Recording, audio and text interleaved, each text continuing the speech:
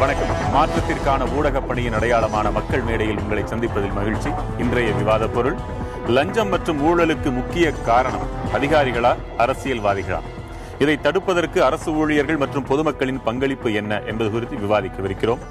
பங்கு பெறுவோர் தமிழ்நாடு பொதுப்பணித்துறை மூத்த பொறியாளர் சங்க தலைவர் திரு ஆ வீரப்பன், சட்ட பஞ்சாயத்து இயக்கத்து தலைவர் திரு சிவ இளங்கோ, தமிழ்நாடு அரசு ஊழியர் சங்கத்தின் மாநில தலைவர் திருமதி இரா தமிழ்ச்செல்வி, மதுரை அரங்கிலிருந்து அண்ணாதுரை மற்றும் தினேஷ் பாபு என்ற 2 நேயர்கள், திருச்சி அரங்கிலிருந்து பெரியார் சரவணன் மற்றும் செந்தில்குமார் என 2 நேயர்கள், திருநெல்வேலி அரங்கிலிருந்து ரமேஷ் மற்றும் செல்வராஜ் என 2 நேயர்கள், மொத்தம் 6 நேயர்கள் வாதிட காத்திருக்கின்றனர்.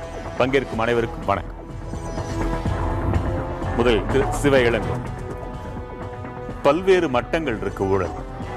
அரசியல்வாதிகள் டாப்ல இருப்பாங்க, எப்பவுமே அதிகாரிகள் இவர்களும் கிட்டத்தட்ட அவர்களோடு சேர்க்கின்ற அளவிற்கு இன்றைக்கு முன்னேறி இருக்கிறாங்க. அதற்கு அடுத்தபடியாக கீழ்மட்ட அலுவலர்கள், அரசு பெருவாரியாக இருக்கக்கூடிய அரசு அலுவலர்கள், பொதுமக்கள் ஒருபுறம், இன்னொரு புறம் நிறுவனங்கள் ஒருபுறம். இதில் இன்றைக்கு விவாதத்திற்கு நாம் எடுத்துக்கொள்ளக்கூடியது அதிகாரிகளா அரசியல்வாதிகளா என்ற 2 தரப்பு. அரசு ஊழியர்கள் நிலை என்ன என்பது குறித்து உங்கள் கருத்து?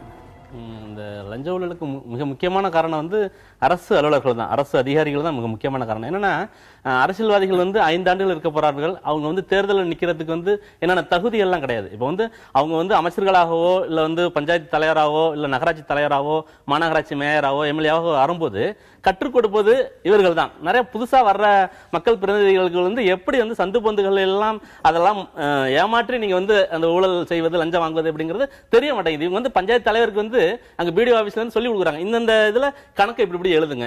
அது மாதிரி மாநகராட்சி அலுவலகத்துல, நகராட்சி அலுவலகத்துல. அப்ப வந்து இவங்க 58 வருஷம் வரைக்கும் அவங்களுக்கு வந்து அங்கே இருக்கிறாங்க. இவங்க 5 ஆண்டுகளுக்கு போயிடுறாங்க. அப்ப இவங்களுக்கு வந்து எல்லா விஷயங்களும் தெரிகிறது. எப்படி வந்து சட்டத்தை சட்டப்படி ஏமாத்தலாம், இதை வந்து மாட்டிக்கொள்ளாமல் எப்படி ஏமாற்றுவது, இந்த விஷயங்கள் எல்லாம் அரசு அதிகாரிகளுக்கு தான் தெரியுது. அதிகாரிகள் மட்டும் ஒண்ணு, அதற்கு அடுத்த கட்டம் முதற்கட்டமா என்னன்னா அதிகாரிகள் தான். இங்க வந்து தமிழ்நாட்டில் இருக்கிறது வந்து மொத்தம் 275 ஐஏஎஸ் ஆபீசர், 275 ஐபிஎஸ் ஆபீசர்.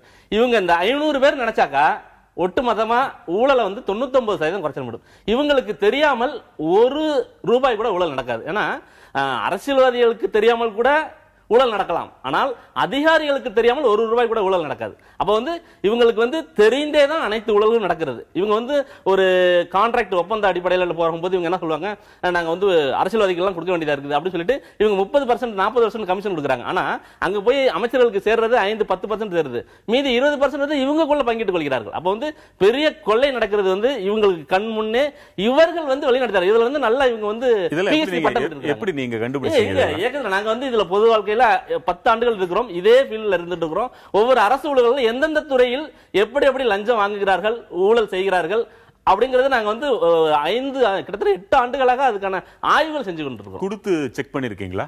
நிறைய விஷயங்கள் கொடுத்து அந்த மாதிரி செக் பண்ணிருக்கிறோம். அவங்க மாட்டிருக்காங்க, நிறைய பேரும் மாட்டிருக்கிறாங்க.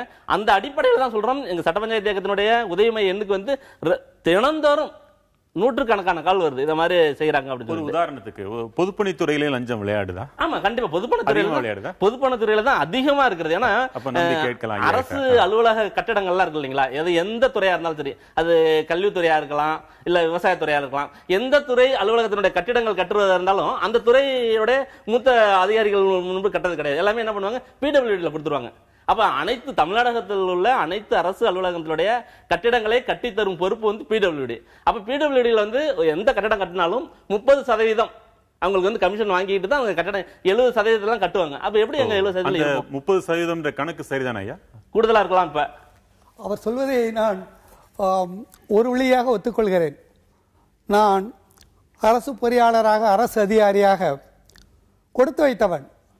திரு வி கார்த்திகேயன் அவர்களை தலைமைச் செயலராக, வி விஜயராகவன் அவர்களை பொதுப்பணித்துறை செயலராக, முருகராஜ் அவர்களை பொதுப்பணித்துறை செயலராக, ஆதிசேஷாவை பொதுப்பணித்துறை செயலராக இருந்தபோது நான் பணியாற்றியவன். எனக்கு தலைமை பொறியாளராக இருந்த எஸ்பி நமச்சிவாயத்தில் இருந்து சிபி தம்பி அண்ணன், கஜராஜன், ராமலிங்கம் வரை அத்துணை பேரும் கரைபடாத கடன்களுக்கு சொந்தக்காரர்கள், மிக நேர்மையானவர்கள். இருந்தாலும் கூட இந்த 35 ஆண்டுகளிலே நான் அரசு பணியில் இருந்தபோது பல மோசமான ஐஏஎஸ் அதிகாரிகளை நான் சந்தித்திருக்கிறேன். மோசமான அரசு அமைச்சர்களை நான் சந்தித்திருக்கிறேன். அத்துணை பேரையும் எதிர்த்து நான் வெற்றியும் பெற்றிருக்கிறேன். ஒரு அமைச்சரையே மாற்றி இருக்கிறேன், இன்னொரு அமைச்சரை பணிந்து போக சொல்லி இருக்கிறேன். ஒரு ஐஏஎஸ் அதிகாரியை, திரு என்பி குப்தா என்ற ஒரு ஐஏஎஸ் அதிகாரியை, அட்ராசியஸ் அரகன் ஃபெலோ, ஒரு பிஐஏலை சென்னை உயர்நீதிமன்றத்திலே போட்டு அவரை நான் டெல்லிக்கு ஓடியிலே அனுப்பினவன். எனவே ஒவ்வொரு சமயங்களிலும் நான் ஒரு நல்ல தலைமையின் கீழ் இருந்திருக்கிறேன். கேட்கிறதுக்கு ரொம்ப மகிழ்ச்சியா இருக்குது.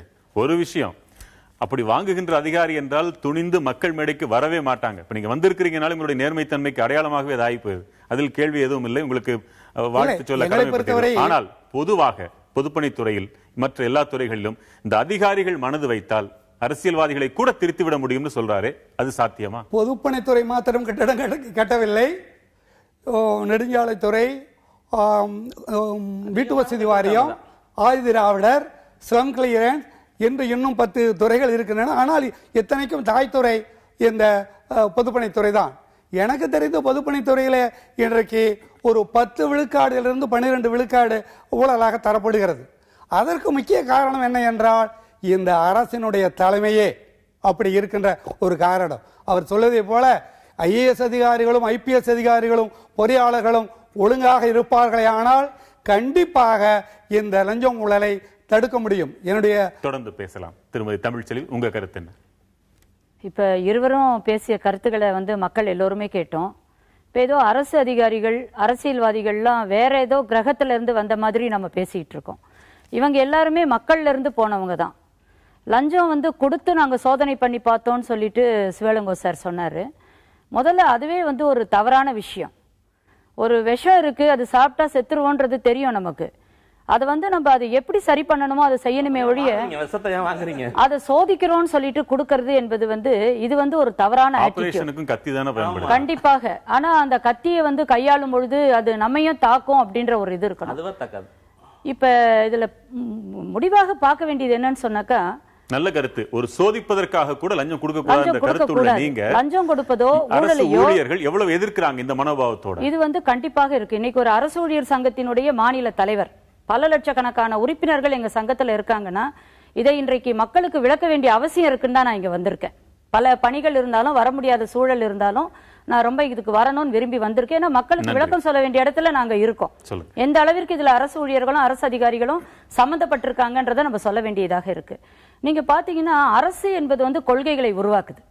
அந்த கொள்கைகளை உருவாக்கக்கூடிய அமல்படுத்தக்கூடிய இடத்துலதான் அரசு துறைகள் இருக்கு, அதனுடைய தலைமை அதிகாரிகளும் இருக்காங்க.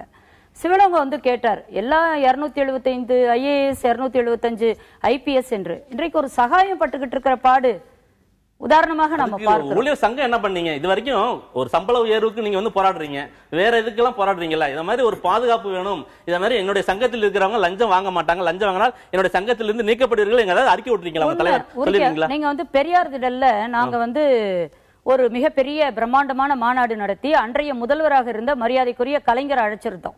அவருடைய முன்னிலையில் தமிழ்நாடு அரசு ஊழியர் சங்கத்தினுடைய உறுப்பினர்கள் லஞ்சம் வாங்க மாட்டார்கள் நாங்க பிரகடனப்படுத்தி அது பேப்பர்லயும் வந்திருக்கு. நீங்க எடுத்து இல்ல நீங்க என்ன பேச விடுங்க. உங்களுக்கு தெரிந்து 40 ஆண்டுகளாக நீங்க பேச இந்த அரசு ஊழியர்களாக இருக்கின்ற பல பேர் கருவூலத்துறை, ட்ரெஷரிக்கும் மற்றவர்களுக்கும் சம்பளம் வாங்குவதற்கே கமிஷன் கொடுக்கிறார்கள், பென்ஷன் வாங்குவதற்கே இவர்கள் வசூல் செய்து கொடுக்கிறார்கள் என்பது எங்களுடைய சங்கத்தினுடைய குற்றச்சாட்டு. இது அடிப்படையை அப்படி பார்க்கணும்னா கொள்கைகளை உருவாக்கி கொடுக்கக்கூடிய இடத்துல அரசியல்வாதிகள் இருக்காங்க, சட்டமன்றம் இருக்கு.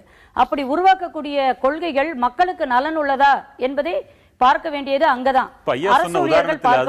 கொள்கைக்கு என்ன தொடர்பு? கண்டிப்பாக தொடர்பு இருக்கு.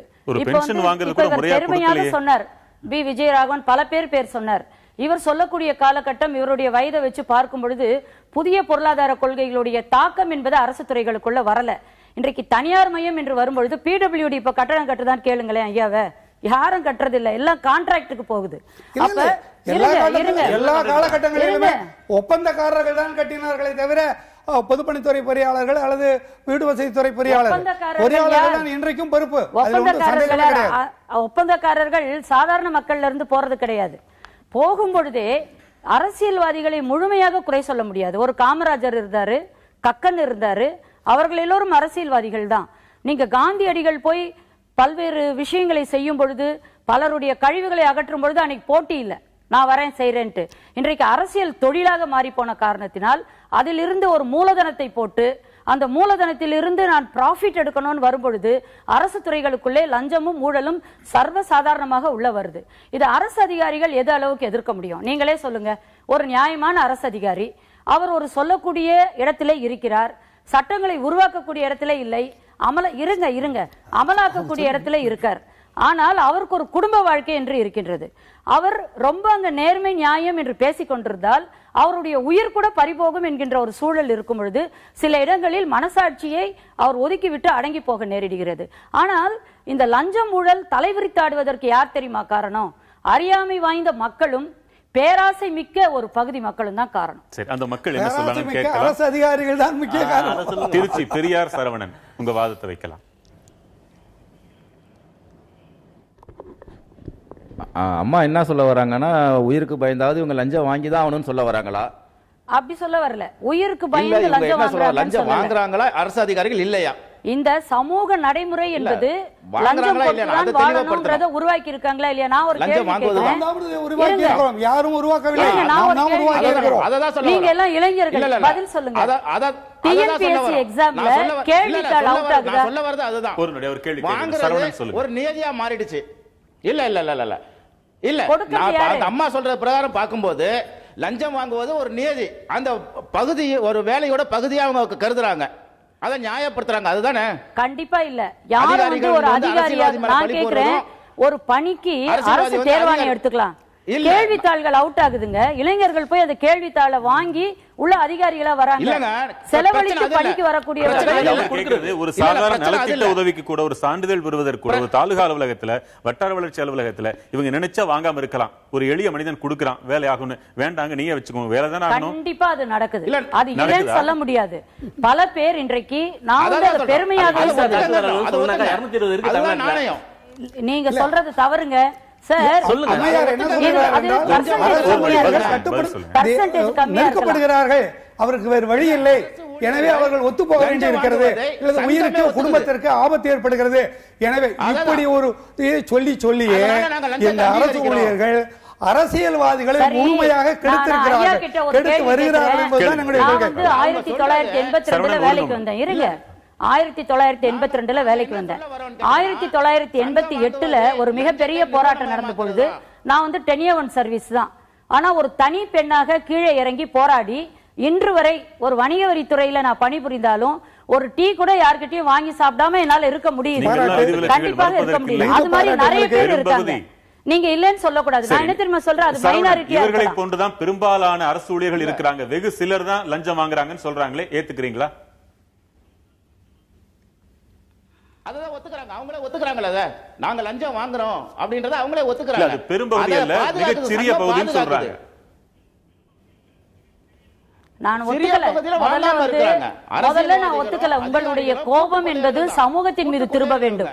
சமூகத்தின் இப்ப ஒரு 7 லட்சம் பேர் பரீட்சை எழுதுறாங்க, எத்தனைக்கு? 4000 பணியிடங்களுக்கு. 7 லட்சம் பேர் 4000 பணியிடங்களுக்கு பரீட்சை எழுதி அந்த கேள்வித்தாள் அவுட் ஆகி என்ன சொல்லவே விட மாட்டேங்கிறீங்க நீங்க. அந்த கேள்வித்தாளை இளைஞர்களும் பெண்களும் வாங்கி எழுதி ஒவ்வொரு பரீட்சை பேப்பரை இன்னைக்கு கேஸ் கேள்வித்தாள் அவுட் ஆக யார் காரணம்? அதிகாரி தான் யார் காரணம்? அதிகாரி கிடையாது, அதிகாரியும் அரசு ஊழியரும். அந்த அளவிற்கு தைரியம் படைத்தவர்களாக இந்த சமூகம் மாறி நிற்குது. சமூகம் தாங்க, சமூகம் தான். அதாவது ஒரு அரசு ஊழியரும் அறிவிப்புல என்னன்னாக்கா, சரவணன் ஒரு நொடி, சமூகத்தை குற்றம் சமூகத்துல என்ன, அரசு அலுவலகத்துக்கு வரும்போது வேலை பளு இருக்கும், உங்களுக்கு வந்து அங்க வந்து ஆட்கள் குறைவாக தான் இருப்பாங்க, இதே மாதிரி மிரட்டல்கள்லாம் இருக்கும். யாரும் உங்களை கட்டாயப்படுத்தல, அப்படி மிரட்டல் இருந்தா ரிசைன்மென்ட் போயிடுங்க.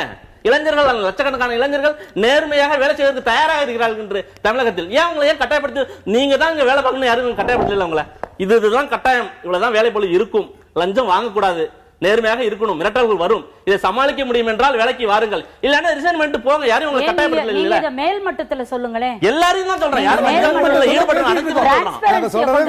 எல்லாரும் தான் சொல்றோம். நாங்க வந்து இவங்க தனி பிரிச்சு எல்லாம் சொல்லல. இதுல யாரும் சம்பந்தப்பட்ட அனைத்து சொல்றோம். ஒரு டிரான்ஸ்பரண்ட் நிர்வாகத்தை கொண்டு வாங்க. அதுதான் கொண்டுறதுக்கு தான் நாங்க அது முடியல.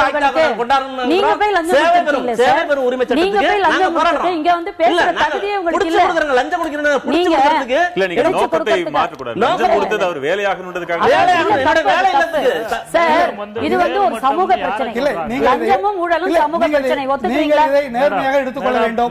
நான் நேர்மையாக ஒரு நொடி அண்ணாதுரை குறிப்பிடுறீங்க. அரசு ஊழியர்களை தாக்குறீங்க. நீங்க அரசு ஊழியர்களை தாக்குறீங்க. நீங்க எந்த விதமான வாய்ப்பு மற்றவர்களிடம் கேள்விகள் இருக்குது. அம்மா கிட்டே கேள்வி நினைச்சாங்க. சொல்லுங்க அண்ணாதுரை, சொல்லுங்க. மைக் எடுத்து பேசுங்க. அதாவது இந்த மேடம் வந்து மேல்மட்டம் அப்படின்னு சொல்றாங்க. மேல்மட்டம்ன்றாங்க. மேல்மட்டம்னா யாரு? அவங்கள இவங்கள அடையாளம் காமிக்கலாம்ல? தாராளமாக. ஒரு கொள்கை உருவாகுது. எப்படின்னா குறிப்பாக கொள்கைகளை சொல்லுங்க.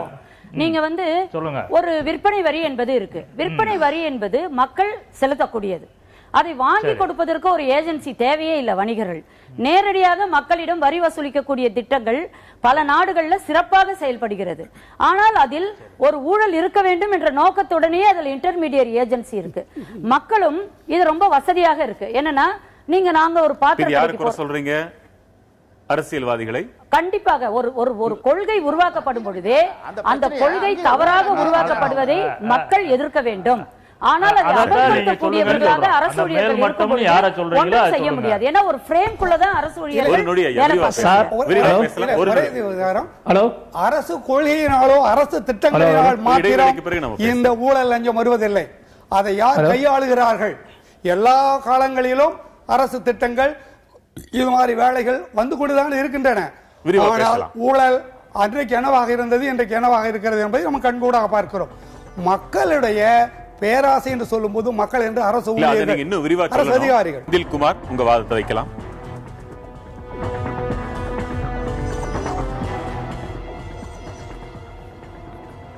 வணக்கம் சார். அம்மா, ஊழியர் சங்கம்னு சொல்றீங்கல்ல, அதுல வந்து நீங்க தான் வந்து அரசியல்வாதிகளை விட அதிகாரிகள் வந்து நேர்மையா நடந்துகிட்டாலே லஞ்சங்கிறது தடைப்பட்டு போகும். அந்த இதை நீங்க தான் அந்த ஊழியர் சங்கங்கள் தான் அதை செயல்படுத்தணும் ஒழிய நீங்களே அதை ஒத்துக்கிறது மாதிரி எங்க இதுல வந்து பாதி பேர் நல்லவங்க பாதி பேர் கெட்டவங்கன்னு நீங்களே சர்டிபிகேட் கொடுக்க கூடாது இல்லையா? சரி, இதுல அம்மாவும் அரசு ஊழியர் தான், ஐயாவும் அரசு அதிகாரியா இருந்து ஓய்வு பெற்றவர். நீங்களே சொல்லுங்க. இல்லை, எங்களை பொறுத்தவரையும் அரசு ஊழியர் அரசு கடமைகளை செய்யும் போது ஒரு சமுதாய சிந்தனை, பொதுநல நோக்கு, ஒரு அக்கறை இருக்க வேண்டும். அப்படி இல்லாமல் எந்த அரசு ஊழியரும் இருந்தால் அவர் முழுமையான அரசு ஊழியராக கருதப்பட மாட்டார். இன்றைய வாழ்க்கை இப்படி இருக்கிறது, நெருக்கடி இருக்கிறது என்ற காரணத்தை சொல்லிக் கொண்டு தப்பித்துக் கொண்டு போக முடியாது. அரசியல்வாதிகள், அதிகாரிகள் இவங்களை கெடுக்கிறாங்களா அல்லது அவங்க இவங்களை கெடுக்கிறாங்களா? அதை மட்டும் சொல்லுங்க. குறிப்பாக இந்த அமைச்சர்களாக வரக்கூடிய அரசியல்வாதிகள் முதலிலே தெரியாதவர்களாத்தான் இருக்கிறார்கள். ஒரு முன்னாள் அமைச்சர் என்னிடம் தொலைபேசியிலே சொல்லி இவரை மாற்றுங்கள் என்று சொன்னார். அவரை வர சொல்லுங்கள், நான் பார்த்துக் கொள்கிறேன் என்று அவரை வர சொன்னேன். வரும் பொழுது ஒரு 17 வீக் சார்ஜ், ஒரு சஸ்பென்ஷன் ஆர்டர் ரெண்டையும் கையிலே வைத்திருந்தேன். எனவே இன்னொரு முறை நீ போய் அமைச்சரிடம் சொன்னால் நிலைமை இப்படித்தான் என்பதை நான் அவருக்கு தெளிவுபடுத்தினேன். எனவே இந்த அரசியல்வாதிகளை கெடுப்பவர்கள் எங்களுக்கு தெரிந்து அரசு அதிகாரிகள் தான். ஐஏஎஸ் அதிகாரிகள், ஐபிஎஸ் அதிகாரிகள், தலைமை பொறியாளர். நாட்டை ஆளக்கூடிய திமுக, அதிமுக இவர்களுடைய ஊழல்கள் அதெல்லாம் பேசுறது இத்தனை நாட்கள் நாங்கள் பேசி வந்தது அத்தனையும் பொய் பிரச்சாரம் என்று ஆகிவிடுகிறதா? உண்மையான மூலவேர் புற அரசு உயரதிகாரிகள் மட்டும்தானா? இது கட்சி அரசியல் என்று வரவில்லை. இது திமுக ஆரம்பித்து இன்றைக்கு அதிமுக பெரிய அளவிலே கொண்டு வந்திருக்கிறது. இனிமேல் வரக்கூடிய அரசு அதிகாரிகள் அல்லது அரசியல்வாதிகள் எப்படி இருப்பார்கள் என்று எங்களுக்கு தெரியவில்லை. ஆனால் இந்த சட்ட பஞ்சாயத்து இயக்கம், எங்களை போன்ற மூத்த பொறியாளர் சங்கம் எல்லாம் இணைந்து நாங்கள் போராடி கொண்டிருக்கிறோம். இப்படிப்பட்ட நிலைமையை தடுக்க வேண்டும், இதுல மேல இருக்கிற அதிகாரிகளை பிடித்து தர வேண்டும் என்று கூட நாங்கள் நினைத்துக் கொண்டிருக்கோம். அதற்கான செய்தியை குறிக்கிறேன். ஒரே ஒரு செய்தி. அதாவது இல்ல, ஒரு விஷயம் நல்லா புரிஞ்சுக்கங்க. மக்களை பொறுத்தவரையிலும் மக்கள்ல இருந்து ஒரு பிரதிநிதியா அரசியல்வாதி வராரு. அவரை பொறுத்தவரையில 100 ரூபா போட்டா 200 ரூபா எடுக்கலாமான்றது வியாபாரம். அவருக்கு மக்கள் சார்ந்தோ மக்கள் பொருளாதாரம் சார்ந்தோ அவர்கள் பண்பாடு சார்ந்தோ எதுவும் தெரியாது. அவரு ஒரு பதவிக்கு வரும்போது அவருக்கு முழுக்க சொல்லி கொடுத்து அவரை வந்து கரெக்ட் ஆக்குறது, மக்களை சீரழிக்கிறது, இந்த அரசியல்வாதிகளை சீரழிக்கிறது வந்து அதிகாரிகள் தான். ஏன்னா 58 வருஷம் வரலும் தன்னை எதுவுமே செய்ய முடியாதுன்ற நினைப்பு. நான் இப்ப உங்ககிட்ட கேட்கிற கேள்வி என்னன்னு கேட்டீங்கன்னா, அரசியல்வாதிகளை மட்டும் நீங்க மக்களோட ஒருத்தரா பார்க்க நினைக்கிறீங்க. நீங்க இருப்பிட சான்று கொடுக்கறாங்களா இல்லையா அப்படி பார்க்க நினைக்கிறது இல்ல. ஒரு சாதாரண தாசில்தார் ஆபீஸ்ல இருந்து மாநகராட்சி ஊழியர் வரலும் சம்பளம் வாங்குறதுக்கே வந்து லஞ்சம் கொடுத்தாகணும். இன்னைக்கு நிலைமை அப்படிதான் இருக்குது. மாநகராட்சி ஊழியர்களே சம்பளம் லஞ்சம் கொடுத்தாதான் சம்பளம் வாங்க முடியும். லீவு போறதுக்கு சம்பளம் கொடுக்கணும். ஒரு காவல்துறையை எடுத்துக்கங்க, ஒரு தாசில்தார் ஆபீஸை எடுத்துக்கங்க. இது முழுக்க ஊழலின் ஒட்டுமொத்த வடிவமே அதிகாரிகள் தான். என்ன காரணம் அப்படின்னு கேட்டீங்கன்னா, அவங்களுக்கு அரசியலை பற்றியோ மக்களை பற்றியோ எந்த அக்கறையும் கிடையாது. இந்த நாட்டோட வரலாறு தெரியாது, இந்த தேசத்துல பொருளாதாரம் தெரியாது. ஏதோ படிச்சுட்டாங்க, முதல் தலைமுறையா வந்து உட்கார்ந்துட்டாங்கன்னா அவங்களுக்கு ஒரு பிரமிப்பு. எவ்வளவு இந்த சமூகத்தை சீரழிக்க முடியுமோ இந்த அதிகாரிகள் தான் சீரழிக்கிறாங்களோ ஒழிய அரசியல்வாதிக்கு 5 வருஷம் அக்கறை தான் இருக்குது. 5 வருஷத்துல போட்ட காசு எடுக்கணும், மக்கள்கிட்ட வரணும். ஆனா அதிகாரிகளுக்கு மக்கள்கிட்ட வர வேண்டிய அவசியமோ தேவையோ கிடையாது. மக்கள்ல ஒருத்தர் தான் அப்படின்னு ஏத்துக்க நினைக்கிற இவங்க ஏன் ஒரு அரசு ஊழியர்களை மட்டும் அப்படி ஏற்றுக்கொள்ள மறுக்கிறாங்க? சமூகம் தானே அவங்களும் ஏன் ஏற்றுக்க மறுக்கிறாங்க? சமூகம் தான் இருந்தாலும் பொறுப்புங்களா இவங்க வந்து சொல்றாங்க. ஏற்கனவே சொல்லும் போது ஒரு அரசு ஊழியரா வரும்போது என்னென்ன விதிமுறைகள் உங்களுக்கு தெரிஞ்சுதான் வர்றாங்க. உள்ளர வந்துட்டு எனக்கு வந்து அரசியல்வாதிகளுக்கு மட்டும் ஊழல் செய்யணும்னு எழுதி கொடுத்திருக்காங்க. இல்ல இவங்களுக்கு தெரியுங்கிற சில ஊழல்கள் வந்து அரசியல்வாதிகளுக்கு தெரியாமலே அதிகாரிகள் செய்யலாம். ஆனால் அதிகாரிகளுக்கு தெரியாமல் அரசியல்வாதிகள் 1 ரூபாய் கூட ஏற்கனவே சொன்ன மாதிரி ஊழல் செய்ய முடியாது. அப்போ வந்து இவங்க எடுத்து கொடுக்குறாங்க. திருச்சி நண்பர் சொன்ன மாதிரி இவங்க எப்படிலாம் ஊழல்கள் மறைமுகமாக செய்யலாம், மாட்டாமல் செய்யலாம் அப்படிங்கிறது ட்ரைனிங் கொடுக்கறதே அதிகாரிகள் தானே. சரி, அந்த இடத்துல ஒரு கேள்வியம்மா, மேல் அதிகாரிகளின் நிர்பந்தங்கள்னால ஊழல் செய்யாம லஞ்சம் வாங்காம இருக்க முடியாது அப்படின்ற நிலைமை இருக்குதுன்னு சொல்றீங்களா? கண்டிப்பா வந்து லஞ்சம் வாங்காம இருக்க முடியும். அப்படி இருக்கிறாங்க அப்படின்றத வந்து முதல்ல நம்பணும். ஏன்னா நம்பிக்கையே இல்லைன்னு சொன்னாக்கா அப்படி இருக்கிறவங்களுக்கும் இருந்து பிரயோஜனமே கிடையாது. கண்டிப்பாக பல்வேறு நம்புகிறோம் நிறைய அரசு ஊழியர்கள் இவரே பேசட்டும். இல்ல சொல்லுங்க. இவர் வந்து நேர்மையா இருப்பதற்கு நிறைய அதிகாரிகள் மேல துணை இருந்தாங்க. இவரும் பல போராட்டங்களை நடத்தி இருந்தார். ஆனா களம் வந்து அப்படி இல்ல. இப்ப தம்பி சொல்றாரு அரசியல்வாதிகள் 100 ரூபாய் போட்டா 200 ரூபாய் எடுக்க வராங்க. பிரச்சனையே அங்கதான் ஆரம்பிக்குது. களம் அப்படி இல்லன்னு சொல்றீங்களே, அதுலதான் அடங்கி இருக்கு. அது என்ன களம் அப்படி இல்ல அப்படின்னு சொல்லும் பொழுது இன்றைக்கு வந்து வெறும் கீழ்மட்ட ஊழல்ல வந்து 2 வகை இருக்கு சார். கீழ்மட்ட ஊழல், மேல்மட்ட ஊழல். நான் ஆரம்பத்துல இருந்தே சொல்றேன், ஒரு ஊற்று வந்து மேல இருந்து விழும், அருவி விழும் பொழுதுதான் கீழே தண்ணி ஓடும். நீங்க மேல அருவி விழுவதை தடுத்து விட்டீங்கன்னு வச்சுக்கோங்களேன், கீழே வந்து காஞ்சி போயிடும், தண்ணி வராது.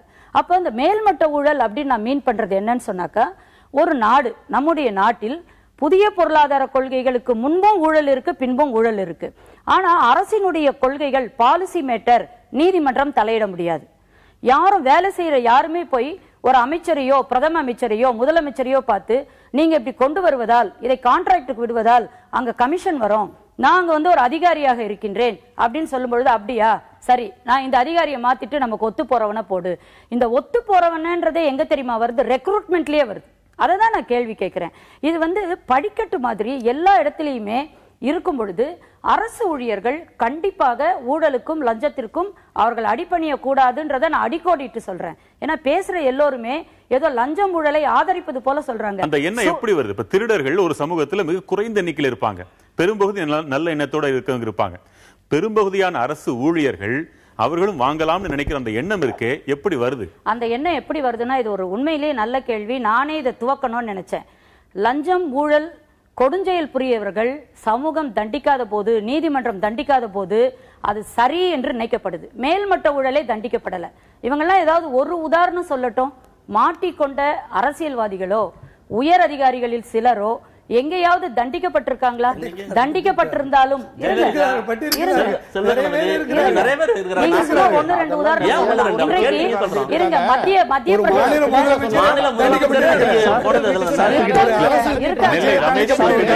நெல்லை ரமேஷ் சொல்லுங்க சார். இப்போ மேடம் சொல்ற மாதிரி அவங்க வந்து என்னதான் முடிவு சொல்ல விரும்புறாங்க? நான் என்ன முடிவு சொல்ல விரும்புறேன்னா, மக்களுக்கு வந்து ஒரு அவேர்னஸ் இருக்கணும், ஒரு விழிப்புணர்வு இருக்கணும். இதெல்லாம் தனியாக மக்களுக்கு வந்து இதெல்லாம் என்னுடைய ரைட்ஸ். கல்வி, சுகாதாரம், மருத்துவம், நானும் என்னுடைய அடுத்த தலைமுறைக்கும் சேர்த்து நான் பேசுறேன். கல்வி, மருத்துவம், சுகாதாரம் இது அடிப்படை. இது எதற்காக விலைக்கு விற்கப்பட வேண்டும்? அது விலைக்கு விற்கப்படுவது அங்கே ஊழல் வருகிறது. ஒரு நொடி, இப்ப நல்லா படிச்சு வேலைக்கு வந்தவங்களுக்கு விழிப்புணர்வு இருக்கு, அதுக்கு மேல மாட்டிக்க கூடாதுங்கிற விழிப்புணர்வு கூட இருக்கு. லஞ்சம் வாங்குறாங்க. மக்களுக்கு என்ன விழிப்புணர்வு இருக்குன்னு நீங்க நினைக்கிறீங்க? போய் லஞ்ச ஒழிப்பு துறையில பிடிச்சு கொடுக்கிற அந்த விழிப்புணர்வு வேணும்னு சொல்ல வரீங்க? கண்டிப்பாக மக்கள் தன்னுடைய அடிப்படை உரிமைகளை பெறுவதற்கு லஞ்சம் கொடுக்க கூடாதுன்ற ஒரு முடிவை வந்து அவங்க எடுக்கணும். இது நல்ல. நெல்லை ரமேஷ், மக்கள் போய் கம்ப்ளைண்ட் கொடுக்கிற அந்த வல்லமை அவங்களுக்கு வேணும்னு சொல்றாங்களே சார். இப்போ மக்கள் கொடுக்க கூடாதெல்லாம் கரெக்ட் தாங்க. இவங்க வந்து லஞ்சம் கேக்குற அதிகாரி என்ன கேக்குறாங்க? ஏங்க கொடுக்குறீங்க? கொடுக்க முடியாதுன்னு சொல்லுங்களேன், போய் புகார் பண்ணுங்களேன். சங்கம் வந்து இத பாதுகாக்குதா?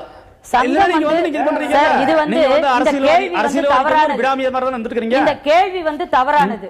ஏன்னா எந்த சங்கம் பாதுகாக்கும் சொன்னா உரிமைகளுக்காக போராடாத சங்கம் இருந்தா பாதுகாக்கும். ஒவ்வொரு உரிமைக்கும் ஒவ்வொரு பஞ்சப்படிக்கும் நேர்மையா இருக்கிறவங்க தான் போராட. நேர்மை இல்லாதவங்க என்ன செய்வாங்க? பின்புற வர வேண்டிய அவசியம் இருக்குது. மக்கள் வந்து அப்பாவிங்க சார்.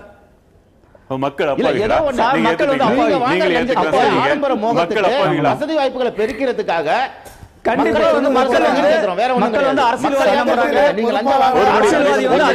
அரசு ஊழியர் சங்கத்திலே பொறுப்பாளராக வருகின்ற ஒரு 99 விழுக்காட்டினர் நேர்மையானவர்கள், அஞ்சாதவர்கள். அவர்கள்தான் அந்த சங்கத்தினுடைய தலைவராகவோ பொதுச் செயலராகவோ வர முடியும். ஏனென்றால் இன்றைய அரசியலமைப்பு அப்படித்தான் இருக்கிறது. அவர்கள் லஞ்சம் வாங்காமல் இருக்கிறார்கள். ஆனால் எங்களுடைய குறையெல்லாம் இந்த அரசு ஊழியர் சங்கத்தை சேர்ந்தவர்கள் மற்றவர்கள் லஞ்சம் வாங்கக்கூடாது. அது முதலையாக டிஏ வருகிறதா வரவில்லையா, சம்பளம் உயர்கிறதா இல்லையா என்பது முக்கியம் அல்ல. ஒரு நேர்மையான உண்மையான பொதுநலனுக்கு பாடுபடக்கூடிய ஒரு பணியை நாம் செய்ய வேண்டும் என்பதை முன்னிறுத்தி வர வேண்டும். அதற்கு அவர்கள் ஆதர்ச புருஷராக இருக்கிறார்கள் என்பதில் வருப்பில்லை. ஆனால் மக்கள் மக்கள் என்று சொல்லிக்கொள்ளி தாங்களும் அதில் போய் எழுகிறார்கள். மக்கள் என்பவர்கள் தனியாக யாரும் இல்லை. நாமும் ஒரு மக்களே. நாம் எத்தனை பேரை நாம் மாற்றுகிறோம், எத்தனை பேருக்கு விழிப்புணர்வு உண்டாக்குகிறோம், எத்தனை பேரை சரிப்படுத்துகிறோம், எத்தனை பேருக்கு நாம் பாதுகாப்பு கொடுக்கிறோம் என்பதை பொறுத்துதான் ஒரு சங்க பொறுப்பாளர் இருக்கிறார். எனவே அந்த அடிப்படையில் போதும் வெறும் மக்களை மாத்திரம் சொல்லிக் கொண்டு இருப்பதில் பொருள் இல்லை. புகார் கொடுக்கலாம் என்று சொல்ற 100 புகார் கொடுத்தால் கூட மேலிருந்து யாரும் அசைவதில்லை. நேற்று பார்த்தீர்களா, ஒரு பொதுப்பணித்துறை கான்ட்ராக்டர் ஒரு 1500 விண்ணப்பங்களை போட்டுக்கொண்டு காஞ்சிபுரத்தில் வந்து அந்த மாவட்ட ஆட்சியர் முன்னாலும் நின்று கொண்டிருக்கிறார். விழுப்புரத்தில் என்ன நடக்கிறது? எனவே புகார் என்பதெல்லாம் திவாலங்கள் சொல்வதை போல இது ஒரு மாற்று வழி, மடை திருப்புவது, கவனத்தை திருப்புவது தான் என்பதை தவிர வேறு இன்னொரு கிளாரிபிகேஷன் வேணும். உயர் அதிகாரிகள் தவறு செய்தால் அதற்கு பொதுமக்கள் கம்ப்ளைண்ட் கொடுக்கணும்ன்றதே இல்லை. அதுக்கு கீழே உள்ள அதிகாரிகள் புகார் கொடுக்க முடியுதா? புகார் கொடுக்கிறார்கள். ஆனால் அது அந்த அரசு செயலரோ அமைச்சரோ எப்படி இருக்கிறார் என்பதை பொறுத்தது. இன்றைக்கு இருக்கிற ஒரே நம்பிக்கை இந்த உயர்நீதிமன்றமும் உச்ச நீதிமன்றம் தான். வேறு இடங்களிலே போய் நீங்கள் எந்த புகாரை கொடுத்தாலும் உடனடியாக அது நடைமுறைக்கு வருவதில்லை. அதில் உடனடியான பயன் கிடைப்பதில்லை என்பதுதான் என்னுடைய 44 ஆண்டு கால அரசு சங்கத்தில் இருக்கின்ற காரணத்தினாலே நான் இதை தெரிவிக்கிறேன். புகாரின் அடிப்படையில் தான் நீங்க இயங்குறீங்க, புகார் கொடுக்கணும்னு துணிச்சலோட சொல்றீங்க. ஐயா, எல்லாத்துக்குமே நீதிமன்றம் வந்து காரணம் அல்ல. எல்லாத்துக்கும் நீதிமன்றத்தை நம்ம எதிர்பார்த்துட்டு இருக்க முடியாது. யோகிய பொறுப்பு ஒரு பண்பு, அது ஒரு குணம். அந்த குணத்தை இழந்து விட்டவர்கள் தான் அரசியல்வாதிகளும் அதிகாரிகளும். நெல்லை செல்வராஜ், அதிகாரிகளும் மக்களை குறை சொல்றதுல வந்து எந்த நியாயமும் இல்ல.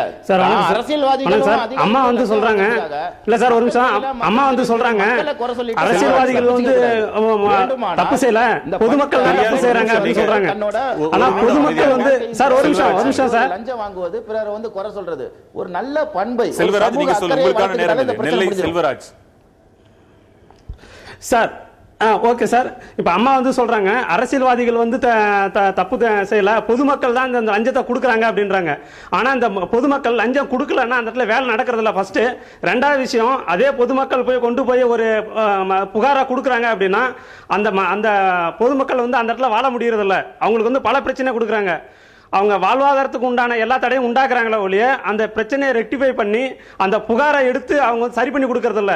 எந்த அதிகாரி சார் அந்த மாதிரி இருக்கு? எல்லா கலெக்டர் ஆபீஸ்லயும் பாருங்க, எங்க பெட்டிஷன் போகாம இருக்கா? பல பெட்டிஷன் குமிஞ்சிட்டே தான் இருக்கு. ஆனா எந்த ஒரு ரெக்டிஃபையும் கொடுக்கறதே இல்லை. ஆனா ஒரு சாதாரண ஒரு வார்த்தையை மட்டும் சொல்லிட்டு நாம போய் பதுங்கிட கூடாது சார். அதுக்கு பிரச்சனை சொல்யூஷன் அரசியல்வாதிகள் வந்து அரசியல்வாதிகள் தவறு பண்ணலன்னு யாரும் சொல்ல மாட்டாங்க. முக்கியமான காரணம் அரசியல். அதாவது அரசியல்வாதிகள் தவறு செய்வதில்லை யாரும் சொல்ல மேடம். அதாவது அங்க இருந்துதான் பிரச்சனைகளே ஆரம்பிக்குது. அரசு கொள்கைகளை உருவாக்கக்கூடிய இடத்துல இருந்துதான் பிரச்சனைகள் ஆரம்பிக்குது. வணக்கம், எல்லாருக்கும் வணக்கம். தமிழ்ச்செல்வி அவர்கள் கூறினார்கள் மக்கள் விழிப்புணர்வு அடைய வேண்டும் என்று கூறினார்கள். இன்று எந்த ஒரு அரசியல் கட்சியில் ஆட்சிக்கு வரும் பொழுது அவர்கள் செயல்படுத்தக்கூடிய திட்டங்கள் வந்து முதல்ல வெளிப்படுறது வந்து கிராம நிர்வாக அலுவலர்கள் மூலியமா தான் வந்து மக்களுக்கு வந்து வெளிப்படுது. ஆனா முதல்ல அங்கிருந்து தான் லஞ்சமே எல்லாமே கேட்குறாங்க. பார்த்தீங்கன்னா ரேஷன் சம்பந்தமா வந்து கையெழுத்து வாங்க போனாலும் சரி, முதியோர் உதவி போனா பட்டா சிட்டா போன்ற பிறப்பு எந்த ஒரு காரணங்கள் கேட்க போனாலும் அங்கிருந்து தான் அவங்க லஞ்சம் தான் கேட்டு தான் அது இது மாதிரி பண்றாங்க. அதுல பாத்தீங்கன்னா அவங்க வந்து ஆள் பார்த்து இடம் பார்த்து வந்து லஞ்சம் எல்லாம் கேட்கறாங்க. சரி, இதெல்லாம் குறைகள். தமிழ்ச்செல்வி, இப்ப நீங்க இதை மறுக்கவும் இல்ல, அதை வந்து நீங்க மறுக்கவும் லஞ்சம் வாங்குறாங்க நீங்க ஒப்புக்கிட்டீங்க. மக்கள் போராடணும்னு சொன்னீங்க. எப்படி போராடினா தீர்வு கிடைக்கும்? கண்டிப்பா. இப்ப நீங்க பாத்தீங்கன்னு சொன்னா அரசு பணிகள்ல வந்து பல வகையான பணிகள் இருக்கு. சில துறைகள் வந்து அடிப்படையான கட்டுமான பணிகளை பண்றாங்க. சில துறைகள் வந்து சமூக நல நோக்கோடு கரு முதல் கல்லறை வரை அப்படின்னு சொல்லிட்டு குழந்தைகள், பெரியோர்கள், மூத்தவர்களை கவனிக்கக்கூடிய திட்டங்கள் இருக்கு. இன்னொன்னு வருவாயை ஈட்டக்கூடிய துறைகள் இருக்கு. இப்படி இது டிஃபரெண்ட் கோணத்துல நம்ம பார்க்கணும். இதுல பெருவாரியான ஊழல் எங்க வருதுன்னா செலவழிக்கக்கூடிய இடத்துல தான் வருது. இந்த செலவழிக்கக்கூடிய இடத்துல வரும்பொழுது எதற்கு செலவழிக்க வேண்டும் என்பதை பற்றி மக்களுக்கு தீர்மானமான முடிவுகள் வர வேண்டும். அப்ப இலவச திட்டங்கள் என்று வரும்பொழுது எது இலவசம்? கல்வி, மருத்துவம், சுகாதாரம். இது இலவசமாக கொடுப்பதற்கு அரசை நிர்பந்திக்கக்கூடிய வகையிலே மக்களுடைய இயக்கங்கள், கட்சிகள் இருக்கு, நிறைய கட்சிகள் இருக்கு, சார் மாதிரி நிறைய என்ஜிஓலாம் குரூப்ஸ் இருக்கு. இவங்க எல்லாருமே இலவச திட்டங்கள் அரசு தானாக வலிய வந்து கொடுக்குது பாருங்க, டிவி தரேன், மிக்சி தரேன், இப்படிப்பட்டவை தேவையா என்பது குறித்த ஒரு விவாதத்தை ஏற்படுத்தணும். இப்ப இதை வாங்க போன இடத்துல காசு கேட்கிறாங்க என்று வரும்பொழுது இந்த திட்டங்கள் தேவையா என்கின்ற போராட்டத்தோடு ஏன் காசு கொடுக்க வேண்டும், அப்படி காசு கொடுத்து அந்த பொருள் ஏன் வீட்டுக்கு வர வேண்டும் அப்படின்ற ஒரு விழிப்புணர்வு இருக்கணும். இன்னொன்னு, சில விஷயங்கள் இல்லாம ஜனங்க வாழவே முடியாது. பிறப்பு சான்றிதழ், இறப்பு சான்றிதழ், நிலம் சம்பந்தமான தஸ்தாவேஜுகள், வாரிசு சான்றிதழ், இதெல்லாம் அன்றாட வாழ்க்கையினுடைய ஒரு பகுதி. மக்கள் எல்லாம் திருந்திட்டாங்க, ஒரு பைசா கொடுக்கல. உங்களுக்கு இல்ல, உதாரணத்துக்கு சொல்றேன். உங்களுக்கு மேலதிகாரிகள் டூர் வரும்போது அவங்களுக்கு தங்குறதுக்கு, அவங்களுக்கு பரிசு பொருள் கொடுக்கறதுக்கு இப்படி எல்லாம் நீங்கள் நிர்பந்திக்கப்பட்டீர்கள் என்றால் இங்க காசு வாங்க முடியாது. நீங்க என்ன பண்ணுங்க, கையில இருந்து போடுவீங்களா அல்லது அதற்கு பிறகுதான் அரசு ஊழியர்கள் துணிந்து எதிர்ப்பார்களா? இல்ல, இது வந்து ரெண்டுமே சமகாலத்துல நடக்க வேண்டிய ஒரு போராட்டம். மக்களும் விழிப்புணர்வோடு இதெல்லாம் நாம் ஏன் கொடுக்க வேண்டும், அரசு எனக்கு கொடுத்திருக்கக்கூடிய உரிமை என்று சொல்ல வேண்டும். இந்த காலகட்டத்தில் ஏதாவது டிமாண்ட் இருந்தால் நீ அதற்கு ஒரு பாலமாக இருக்க வேண்டும் என்று ஊழியர்களோ அதிகாரிகளோ நிர்பந்திக்கப்பட்டால் கண்டிப்பாக சங்கமாக அதை கடுமையாக எதிர்த்து போராடுவோம். சங்கத்தின் மூலமாக ஒரு தீர்வு கிடைக்கும் சொல்றீங்க. கண்டிப்பாக சங்கம் தனி மனிதன் ஒண்ணும் பண்ண முடியாது. இப்போ வந்து எதிர்த்து போட மாட்டாங்க சார், எதிர்த்து போராடிட்டே இருக்கும். அது வந்து மக்கள் வந்து விழிப்புணர்வு அடையணும்னா அந்த கிராம விவோ ஆபீஸ்ல மக்கள் எல்லாம் விழிப்புணர்வு அடைஞ்சாதான் இங்க வந்து போராடுவாங்க. அதுக்கு இவ்வளவு அப்படின்னு சொல்லி அவர் வெளிப்படையா வந்து அவங்க ஒட்டணும். கிராம நிர்வாக அலுவலர்கள் ஆபீஸ் அலுவலகங்கள் வந்து அதை ஒட்டணும். ஒட்டாதான் மக்கள் அதை பார்த்து விழிப்புணர்வு அடைய முடியும். கரெக்ட். அதாவது நீங்க ஒவ்வொரு பகுதியா சொல்றீங்க. அப்படி சொல்லணும்னா அம்மா சொன்னாங்க, சொல்லுங்க. அம்மா சொன்னாங்க, அதாவது கீழ்மட்டம் மேல்மட்டம்னு. இன்னைக்கு வியோவோ கிடையாது, கீழ்மட்ட தலையாரியிலிருந்தே லஞ்சம் ஆரம்பிக்குது. ஒரு சின்ன ஒரு சர்டிபிகேட் சான்றிதழ் வாங்கணும்னா கூட தலையாரி கிட்ட போய் சொல்லணும். அதை போய் செய்யலன்னு சொன்னா அவங்க என்ன சொல்றாங்க, அதுக்கான தாஸ்தாவேஜை எடுத்துட்டு வா, ரெக்கார்டை கொண்டுட்டு வான்னு சொல்லி மக்களை நிர்பந்தப்படுத்துறாங்க. அப்ப அந்த நிர்பந்தத்தை தப்பிக்கிறதுக்கு மக்கள் பணம் கொடுக்க தயாரா இருக்காங்க. அதை வாங்கிக்கிட்டு லஞ்சமா வாங்கிட்டு செயல்படுத்துறதுக்கு அவங்க தயாரா இருக்காங்க. சரி சிவலங்கோ, எனக்குள்ள நிர்பந்தத்தை கூட நான் மறந்துட்டு எதிர்க்கணும்னு நினைக்கிறேன் ஒரு குடிமகன், என்ன செய்யணும்? இப்போ வந்து இது வந்து ஒரு தனி ஆளா எதிர்க்கும் போது வந்து அவர்கள் மிரட்டப்படுவார்கள், தாக்கப்படுவார்கள், கொலை செய்யப்படுவார்கள். இப்போ அதே மாதிரி லஞ்ச ஊழலுக்கு எதிராக செயல்பட்ட அமைப்புகள், இப்போ சட்ட பஞ்சாயத்து இயக்கம் இந்த லஞ்ச ஊழலுக்கு எதிராக செயல்படுது. இதில் நிறைய அமைப்புகள் இருக்கு. அமைப்புகளோட சேர்ந்து எங்க நடக்குது? இப்போ வந்து எங்க சட்ட பஞ்சாயத்து இயக்கத்துக்கு தினம் நூற்றுக்கணக்கான அழைப்புகள் வந்துட்டு இருக்கு எங்களுடைய. அதுல என்னன்னாக்கா இந்த மாதிரி இந்த இடத்துல ஊழல் நடக்குது, இங்க லஞ்சம் நடக்குது அப்படின்னு சொல்லும்போது எந்தெந்த விஷயங்களுக்கெல்லாம் நாங்க எங்க வந்து லஞ்ச ஒழிப்புத்துறைக்கு அனுப்புறது, எந்தெந்த விஷயங்களுக்கு நம்ம முதலமைச்சர் அலுவலகத்துக்கு அனுப்புறது, அந்த துறைக்கு சார்ந்த அலுவலகத்துக்கு அனுப்புறது, அப்புறம் தகவல் பெற உரிமை சட்டத்தின் மூலமா எப்படி வாங்குறது, அப்படி அந்த மாதிரியான விழிப்புணர்வு பண்ணிட்டு இருக்கிறோம். இந்த லஞ்ச ஒழிப்புத்துறையில லஞ்சம் விளையாடுதா? ஆமா, லஞ்ச ஒழிப்புத்துறையில கற்பாடுகள் நிறைய இருக்குது. சென்ற மாதம் போய் நேரடியாக போய் பார்க்கும்போது அவர் லஞ்ச ஒழிப்புத்துறை இயக்குநர்களெல்லாம் சந்திக்க முடியும். சாதாரண ஆள் நீங்களா எதுக்கு வந்து சந்திக்கிறீங்க? அவரு அங்க யாருமே காக்கா கூட இல்ல அந்த அலுவலகத்துல. லஞ்ச ஒழிப்புத்துறையில வந்து இன்னைக்கு தமிழ்நாட்டில் என்ன லஞ்சமே இல்லாத மாதிரி அந்த அலுவலகம் அவ்வளவு அமைதியா இருக்கு. போய் பார்த்தா டிஎஸ்பிக்கு மேல நீங்க பார்க்க முடியாது. என்ன விஷயம் அப்படின்னா, சென்ற ஆண்டு ஒரு ஊழல், பெரிய ஊழல் மருத்துவத்துறையில் நடந்தது கோடிக்கணக்கில்.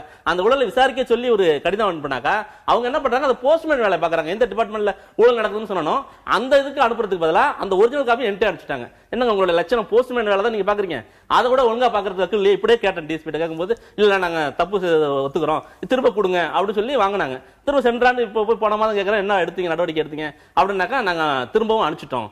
அப்ப எதுக்கு லஞ்ச ஒழிப்புத்துறை? அப்ப வந்து அங்க லஞ்ச ஒழிப்புத்துறை செயல்படாத ஒரு துறையாக இருக்கிறது. அந்த லஞ்ச ஒழிப்புத்துறையை பற்றி முதல் முறையா அவ சீர்படுத்த வேண்டிய நிலையில தான் இப்ப லஞ்ச ஒழிப்புத்துறை இருக்கு. உங்க சங்கம் மூலமாக நாங்க வந்தாலும் என்ன பிரயோஜனம் இல்ல. இப்ப வந்து பயம் இருக்குது. இப்ப அந்த மருத்துவத்துறையில தருமபுரியில் நடந்த அந்த மருத்துவத்துல வந்து பல கோடி ஊழல் நடந்திருக்குது, இவ்வளவு புகார்கள் போயிருக்குது அப்படின்னு நாங்க அனுப்பும் போது அங்க ஒரு பயம் இருக்குது. சரி, இனிமேல் நம்ம வந்து செய்யக்கூடாது, தொடக்கம் அப்படிங்கறது மாதிரியான ஒரு பயம் இருக்குது. ஆனா இன்னும் குறைந்த பாடில்லை. இப்ப வந்து நம்ம வந்து இங்க சென்னையில் நடந்துச்சு, ஒரு ஐஏஎஸ் அலுவலரை வந்து ஒரு டிரைவர் மிரட்டி இருக்கிறார்.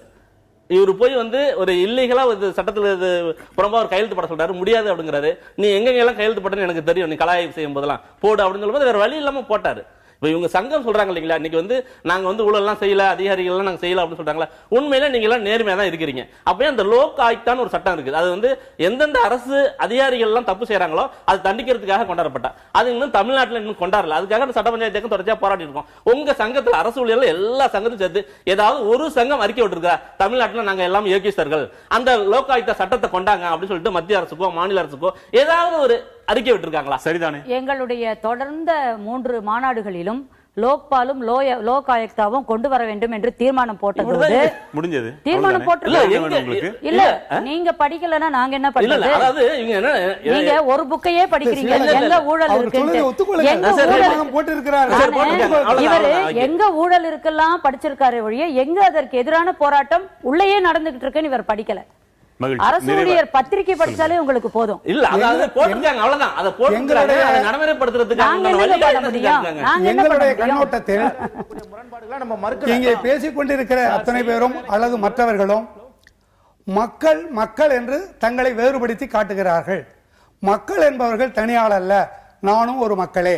எனவே மக்களை நம்மோடு இணைத்துக் கொண்டு பேசும் பொழுது இந்த குற்றச்சாட்டை இன்னொரு வயதில் சுமத்த வேண்டிய அவசியம் இல்லை. திரு சீலங்கோவல் சொன்னார்கள், லஞ்ச ஒழிப்புத்துறையே ஒரு இதில் நிகழ்வு, ஒரு துணைவேந்தர் லஞ்ச ஊழல் செய்து விட்டார் என்று அவர் மீது இப்பொழுது விசாரித்துக் கொண்டிருக்கிறார்கள். அதில் ஒரு சமயத்தில் என்னையும் சாட்சியாக கூப்பிடுகிறார்கள். அப்பொழுது அந்த அசிஸ்டன்ட் கமிஷனர் நான் சொன்னேன், என்ன வேலை செய்து கொண்டிருக்கிறீர்கள்? You are doing A wasteful exercise, ஒரு வீணான வேலையை செய்து கொண்டிருக்கிறீர்கள். அந்த துணைவேந்தரிடம் 10 கோடியை வாங்கி கொண்டுதான் இந்த அரசாங்கம், அந்த கல்வித்துறை அமைச்சர் அல்லது அதுக்கு மேலே இருப்பவர் வாங்கி கொண்டுதான் அந்த பதவியை கொடுத்திருக்கிறார். அவரை பிடிப்பதற்கு நீங்கள் என்ன செய்தீர்கள்? அந்த 10 கோடியை கொடுத்ததுனாலே அவர் பின்னாலே அதை வசூல் செய்வதற்காக லஞ்சம் செய்திருக்கிறார். அதற்காக 1000 பேரை கூட்டிக் கொண்டிருக்கிறீர்கள். It is a wasteful exercise. முதல்ல மேலே இருக்கவங்களை பிடிங்க என்று சொன்னேன். எங்களை பொறுத்த வரைக்கும் நாம் பொதுமக்களினுடைய அக்கறையோடு, நாமும் பொதுமக்கள் தான், தன்னுடைய அதாவது சமுதாய அக்கறை என்று சொல்லும்போது தன்னலத்தை துறக்க வேண்டும், சுய அதிகாரங்களை மறக்க வேண்டும். இந்த இரண்டையும் வைத்துக்கொண்டு அச்சத்தோட, அச்சம் என்பது கீழ்களது ஆச்சாரம் என்று பாரதியார் சொன்னார். அச்சம் என்பது விலங்குகளுடைய ஒரு தன்மை, மனிதனுடைய தன்மை அல்ல.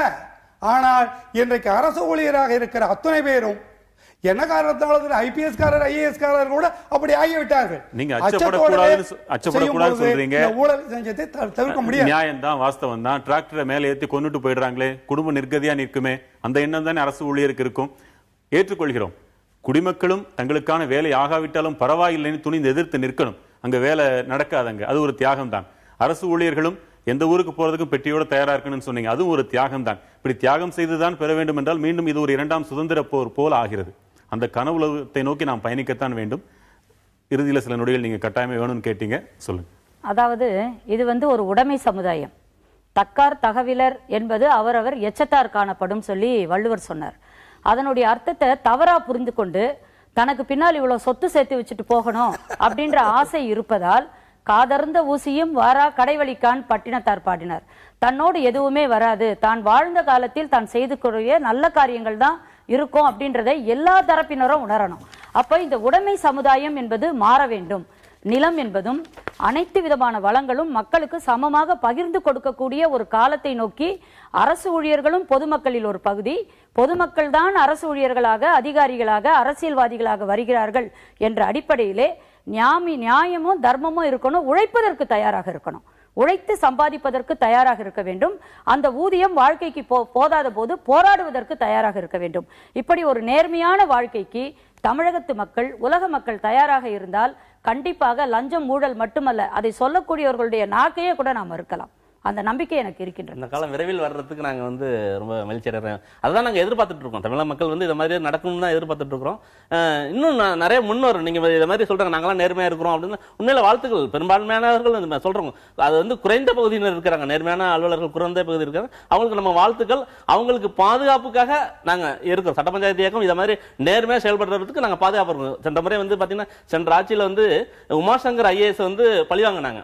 அவங்களுக்கு நாங்க தொடர்ச்சி 52 நாள் நாங்க போராடி அவரை திரும்ப உள்ளர கொண்டாடுறதுக்காக போராடணும். அது மாதிரி நேர்மையான அலுவலர்களுக்கு சட்ட பஞ்சாயத்து இயக்கம் என்றும் துணை நிற்கும். அவங்களுக்கு என்னென்ன வகையில் உதவி செய்யணும், இந்த மாதிரி உயிருக்கு அச்சுறுத்தல் எல்லாம் கூட இருக்குன்னு பேசணுமே, அப்படி இருந்தா உங்களுக்கு கூட இருந்திருக்கணுமே, எப்படி சமாளிக்கிறீங்க? இருக்கும் அதையும் சமாளிச்சு தான் நம்ம வரணும். பொது வாழ்க்கையில் வந்துட்டாங்க. கண்டிப்பா படை வச்சிருக்கீங்களா? இல்ல பெரிய படையா எவ்வளவு படை வச்சிருந்தாலும் ராஜீவ்காந்தியே பெரிய படை இருக்கும் போதுமே கொலை பண்ணாங்க. அதனால எவ்வளவு பெரிய படை இருந்தாலும் அவங்க கொலை பண்ணணும்னு நினைச்சிட்டாங்க, கொலை பண்ணிடலாம். இருந்தாலும் ஒரு மன தைரியம் தான். கண்டிப்பா மன தைரியமும் தியாகமும் தான் ஒரு மனிதனை நேர்மையா இருக்க விடும். பாரதியார், வள்ளுவர்லாம் தன்னுடைய வசதிகளை குறைத்து வாழ பழகணும். மனுநீதி சோழன் பேர் வச்சுக்கிட்டே சிறைக்கு போற ஆட்கள் இருக்கிற உலகம் இது. பெரிய ஒரு புரட்சியை நாம் எதிர்பார்க்கலாம். உங்கள் வருகைக்கு மிக்க நன்றி. மற்றும் ஒரு முக்கிய தலைப்பில் மீண்டும் மக்கள் மேடையில் சந்திக்கலாம். வணக்கம்.